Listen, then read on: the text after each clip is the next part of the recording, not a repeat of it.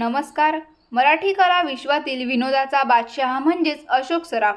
लोकप्रिय अभिनेत्यांपैकी त्यांचं नाव कायम अग्रस्थानी असतं. नुकतंच त्यांनी एका मुलाखतीत आता त्यांच्यासोबत एक घटना घडली होती ती सांगितलेली आहे. त्यामध्ये त्यांना चक्क चेहरा लपवून प्रवास करावा लागला होता. तर बघूया काय आहे संपूर्ण प्रकरण. आजच्या व्हिडिओला शेवटपर्यंत नक्की बघा.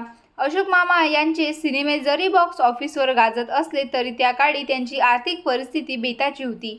त्यामुळे ते दुसऱ्या सिनेमाच्या शूटिंगसाठी रेल्वेने निघाले होते.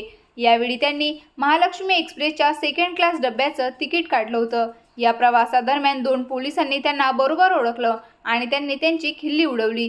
तुम्ही मोठे कलाकार असूनही सेकंड क्लासने प्रवास करताय असं म्हणत त्यांनी मस्करी केली होती. त्यामुळे पुढील प्रवासात अन्य लोक पाहू नयेत या शर्मेने मान खाली घालायला लागू नये यासाठी अशोक मामांनी संपूर्ण प्रवासात त्यांचा चेहरा पांघरुणाखाली झाकून ठेवला. दरम्यान अशोक सराफ यांनी त्यांच्या बहुरूपी या पुस्तकातही या प्रसंगाचं वर्णन केलंय. तसंच कला विश्वातील त्यांना आलेल्या चांगल्या आणि वाईट अनुभवांवरही त्यांनी भाष्य केलेले आहे.